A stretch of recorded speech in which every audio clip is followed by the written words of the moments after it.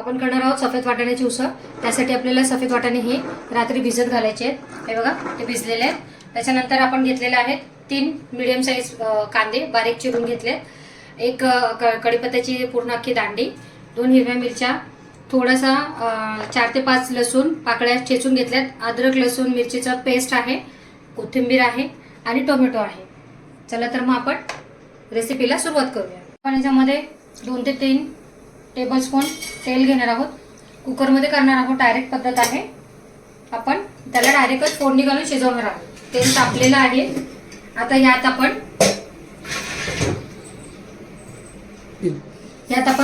मोहरी घातले, एक छोटा टेबलस्पून। त्याच्यानंतर आपण जिरे ऍड केले,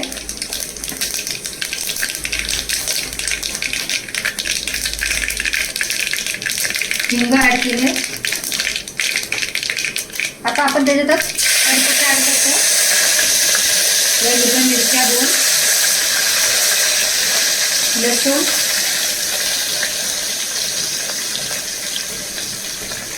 ते चांगलं आपण स्टीर करून घ्यायचं आहे आणि ते थोडं होऊ द्यायचं आहे। आपण याच्यात बारीक चॉप केलेला कांदा ऍड करतोय,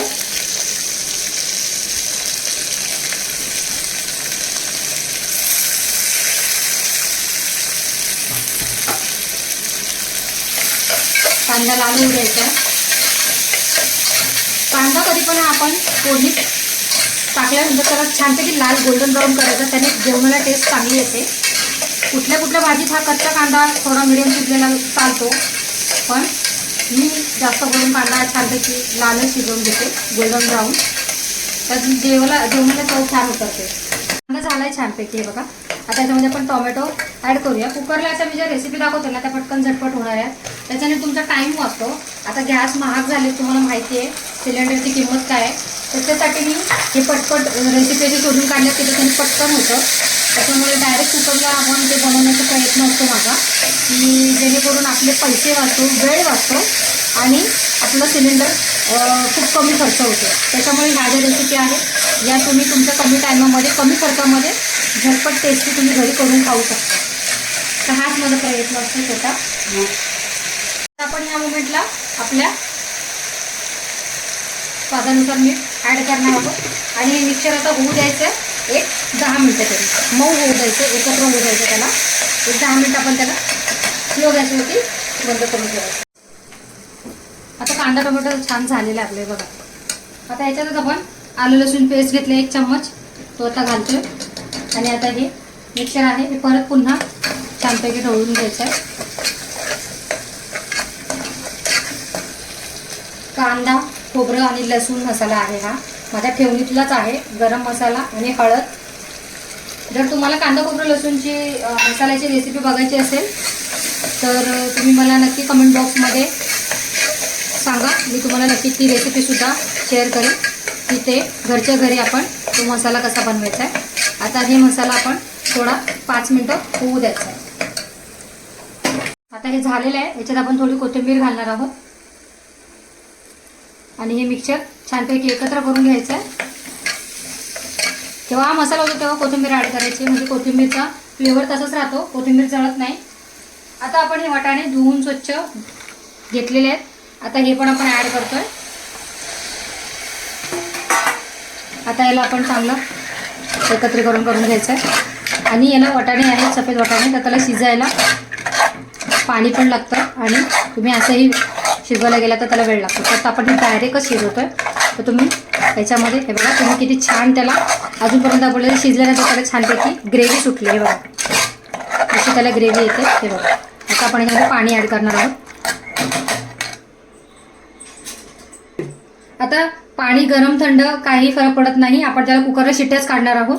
मी याच्यामध्ये पूर्ण 1 ग्लास आता पाणी ॲड केलंय, हे बघा। पाणी ॲड करून झाले, त्याला ढवळून झाले। आता आपण कुकरचं झाकण बंद करून त्याच्या 4 ते 5 शिट्ट्या काढणार आहोत, कारण हे वाटाणे आहेत तर त्याला शिजायला वेळ लागतो आणि त्याला पाणी पण लागतं शिजायला। तर आपण त्याला आता वाट बघूया। जी विसल गेलेली आहे, आता आपण कुकर खोलून बघूया। हे बघा तुम्ही बघताय, स्मॅशरने आपण त्याला स्मॅश करून घ्यायचे असे. हे बघा हे वाटाणे जे आहेत हे तुम्हाला दिसतात, हे असे छानपैकी स्मॅश करून घ्यायचे.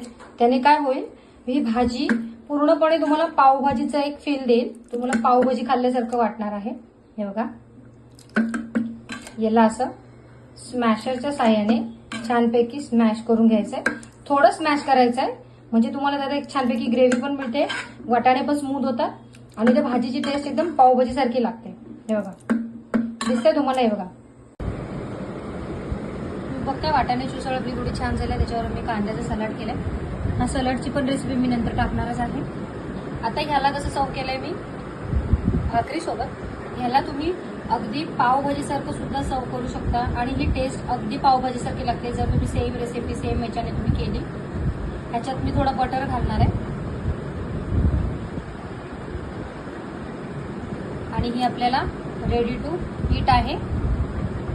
आपण ही अगदी पाव असतात आपले बेकरीतून आणलेले, त्या पावाला सुद्धा छानपैकी बटरमध्ये फ्राय करून पावभाजीसारखं आपण खाऊ शकतो. अगदी भाकरीसोबत सुद्धा खाऊ शकतो. आणि मी तुम्हाला दाखवते, हे बघा.